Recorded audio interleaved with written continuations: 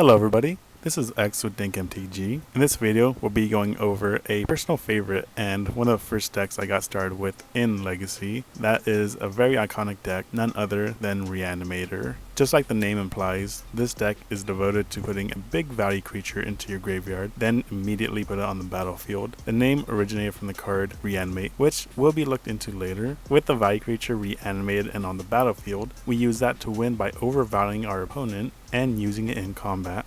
As we progress through a deck list, Reanimator is mostly a black deck that does splash red. We do have access to other colors to cast sideboard cards, but depending on your build, the most optimal version is a red-black version. There is a budget version that is mono black that we can look into in another video, but for now we're just going to learn about good old black-red Reanimator. As mentioned in the introduction, we went off the value of a creature. We do play a variety of creatures in the deck, but the number one creature we want to reanimate is Griselbrand. We do play a set. A 7/7 flying lifelinker turns Legacy into commander. 3 hits and you win. Believe it or not, this is not the best part about this card. Being able to turn our life into cards is true value. It's as close as we can get into reliving the days of Necropotence, because it turns out drawing cards is a pretty good thing. We can really combo off with this card. Maybe not combo off in a storm sense, but the value we generate off the card draw with our life is game changing. You'll see with other spells we have, sometimes we can even just combo off, rip our opponent's hand, and there's no way they can come back from that. Moving on, the next card we play is a 3 of Chancellor of the Annex. The main reason we play this is actually for its beginning of the game ability, to force spike our opponent and allow us to combo off. Yeah, that's disruption and our opponent can barely do anything about it, and that's just its opening hand ability. If we need to, we can reanimate this card because a 5/6 flyer is nothing to take lightly. We do have some 1-ofs that are just as good, but aren't legendary, so we can have it with Griselbrand already on the field. Not being legendary does also mean it gets around Karakas. Keep that in mind if your opponent is playing any land-based deck. Yes, Death and Taxes, I'm looking at you.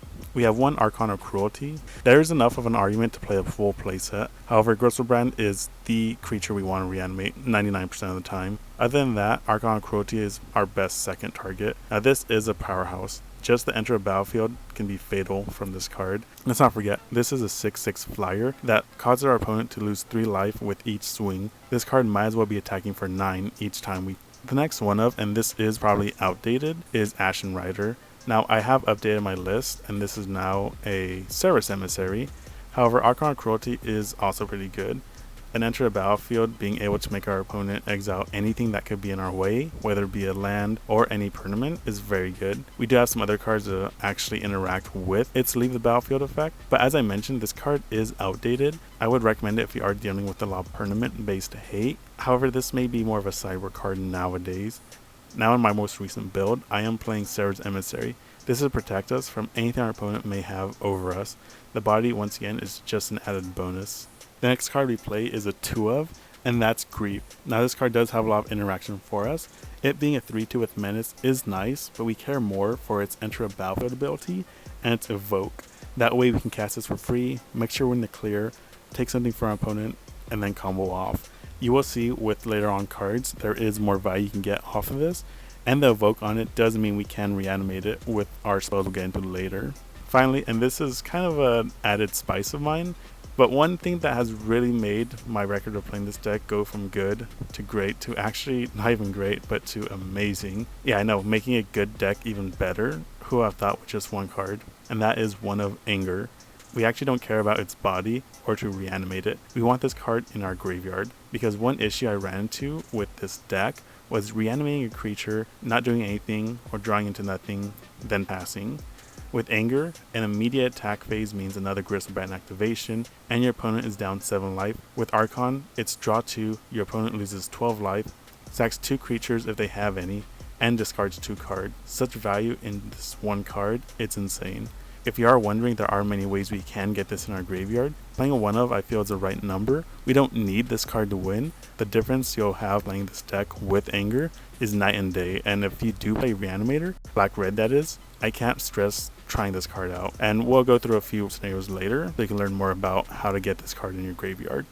We know what creatures we're playing, but how do we actually get them on the battlefield? As the name implies, we play a set of Reanimate, 1 mana to get any creature from a graveyard is amazing. Let me reiterate that, or just stress how important that is. Any creature from a graveyard. This doesn't even have to be your creatures. You can reanimate your opponent's creature. If your opponent is also playing Reanimator, you can take their creature and win off their back. You can take a Baleful Strix, draw a card, and now you have a great blocker. Or you can just take your opponent's Delver if you're in a slow grinding matchup. You can get to flip. We will be taking damage off Reanimate, but if that means we'll have a major advantage over our opponent and closer victory than they are, then by all means we're okay with that. With Reanimate, we play a set of Animate Dead. 2 mana to reanimate without taking any damage. The only downside is we lose 1 power on our creature. The enchantment does open us to interaction, but the advantage we generate will make up for that. Once again, this does have the added bonus of being able to take any creature from a graveyard, so that's something else to consider. The final reanimation spell is another set, and that's Exhume. Being able to give our opponent a creature doesn't really sound like a good idea, but if they have no creature, this becomes one-sided. Let's not forget, our creature is usually going to be bigger than theirs. We now know our creatures and we know how to get them from the graveyard to the battlefield, but now how do we get our creatures into the graveyard?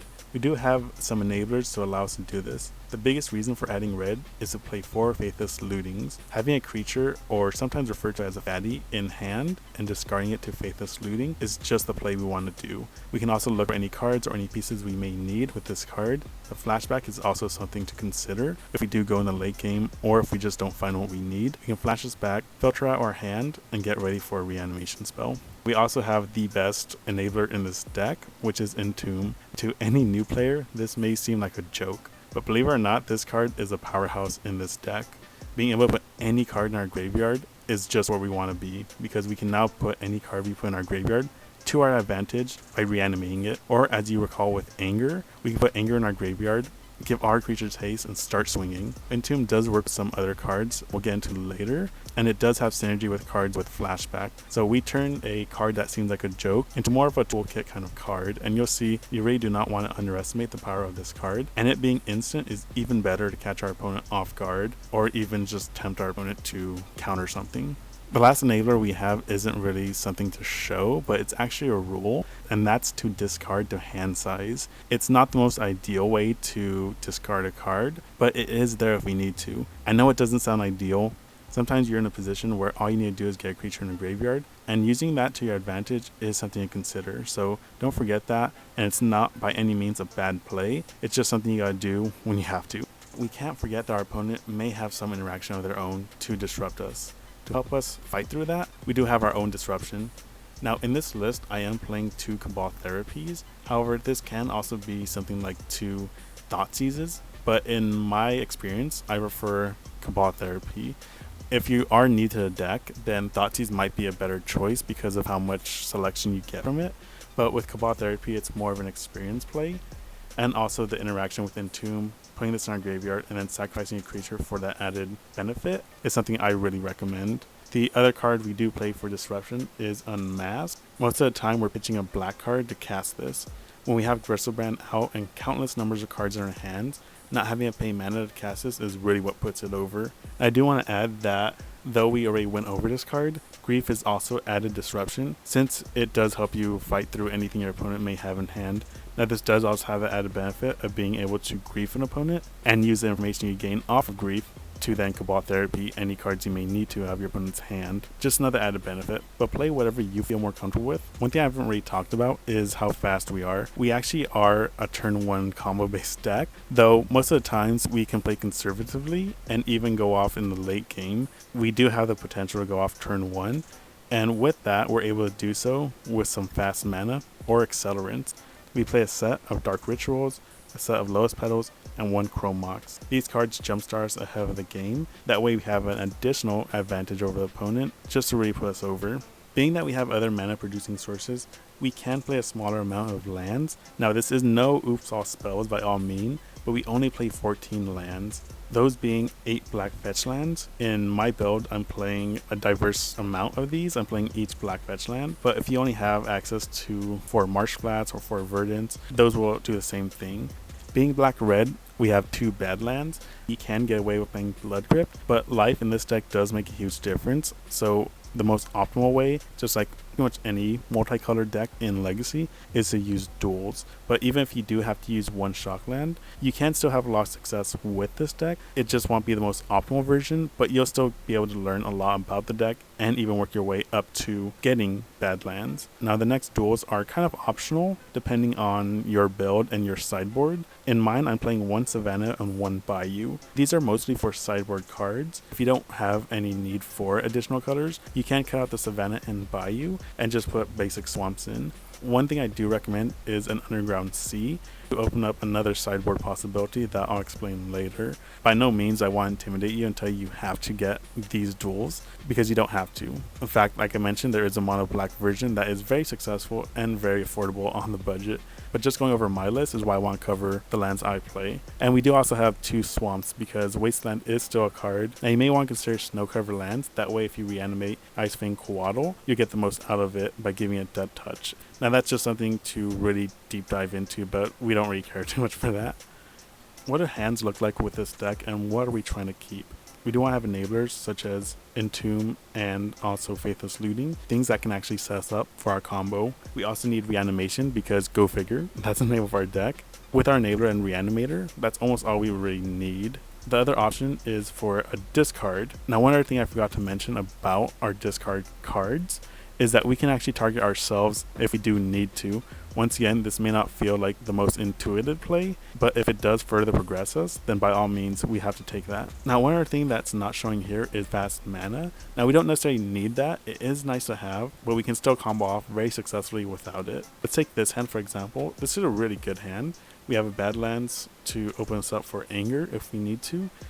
We can unmask our opponent with our Cabal Therapy, make sure we're good to go. From there, play Dark Ritual, Entomb Griselbrand, and Animate Dead it. From there, start drawing cards until we can discard ourselves to Anger, Swing, and this is a great hand. This is an automatic keep for me. Let's look into some more sample hands. Now with this hand, this one doesn't really get us anywhere really. We can start sculpting out our hand with looting, and being able to jumpstart us with the Lotus Petals does sound nice, but we can find a better hand, so I would ship this. Now this next hand here is pretty good. In fact, this is actually amazing. This is a turn 1 Griselbrand. We can Annex to bubble ourselves. We can then go for Bloodstain, fetch out Badlands because having a mountain is great for anger. We then unmask ourselves by pitching Animate Dead. Then we cast Reanimate, grabbing Griselbrand that we just discard to unmask, and we just go from there. Not bad, I'd keep. This next hand is a little weird. We do have 2 Chancellors to at least bubble ourselves. However, we don't have any fatties or any reanimation spells. We do have Faithless and fast mana and a Cabal Therapy. However, I don't think that's enough to get us where we need to be, because what we can do is Cabal Therapy ourselves, naming Chancellor, and just dig for a reanimation spell. But I feel like we can do better, so I would ship this. This last hand here, now this one's pretty good actually. This is another turn 1. To do that, we would go Bloodstained into Badlands, Lotus Petal, Chrome Mox pitching Ashen Rider or Griselbrand. We then Entomb into Animate Dead and just go from there. Yes, we are open to Force of Will, but sometimes you just have to really put your opponent to a test and see if they have it. Sometimes they don't, sometimes they do, but when they don't, you'll love it. And if they do, then you can still fight through it. Keep. Let's see what our sideboard has. In the sideboard, we're playing 2 Pithing Needle, which are great catch-alls. You can name things from Crocus to Maze of Ith to Planeswalkers. Pithing Needles are great to have in almost any sideboard. Now, one of the main reasons for including white is to play Wear and Tear. This card is just so good, and I've had a lot of success with this card. In fact, I almost always sideboard it in just because a lot of the graveyard hate that you're going to run into, yes, you are going to run into sideboard hate, go figure, is either artifact or enchantment based. So being able to cover both, is great, and at that cost of 1 or 2, sometimes even 3, it's hard to go wrong with that. In my previous list, I did play 2 Thoughtseizes, just have more options to take out any hate. However, since then, I have changed to 2 Collective Brutalities, because Brutality is also a discard outlet, and is also able to take any hate such as Surgical Extractions or counterspells from my opponent's hand, and interacting with anything on board. And if I do need to do a soft Helix, I can do that. The reason we're playing green with Bayou is to play Veil of Summer. My meta is full of Lock Counter Hate and Hand Disruption, so Veil of Summer is the exact card I want for that. As mentioned, if you don't play green or need to, you can cut this out. One thing I would recommend is to play an Underground Sea, which does open you up to playing Show and Tell. That's another great way to get through any graveyard hate, as Show and Tell relies only on the hand and not the graveyard. I would recommend playing Show and Tell, at least 3. I would just adjust the sideboard however you need. If there's some cards you don't really need or care to or don't apply to your meta, cut those ones out first, but you'll be able to cut at least 2 Veil of Summers. Just find one other card and you can have Show and Tell as your sideboard tech. Free graveyard hate is the best hate. That still stands, and we're playing 3 Leyline of the Voids. If we need to, we can hard cast this, but opening hand is what we really prefer. The good thing is this is one-sided, so you can attack your opponent's graveyard without affecting your own. One last thing we do have rounding out our sideboard is a suite of selective creatures to attack certain decks, because some decks are really difficult to play against. Some of them are very open to these silver bullets, if you will. I do have Magus of the Moon for any land-based deck. This one has been really good at hosing down a lot of decks, not just those land-based ones. This card has been very painful for Death and Taxes list because it does stop Karakas, it does stop their Wasteland, and with Death and Taxes, if you can put them off their white mana, they can't really play their deck unless it's down to Aether Vial. The next card is Iona. Now this card's been great against control and any monocolored decks such as Death and Taxes. Really good at just hosing down a lot of plays.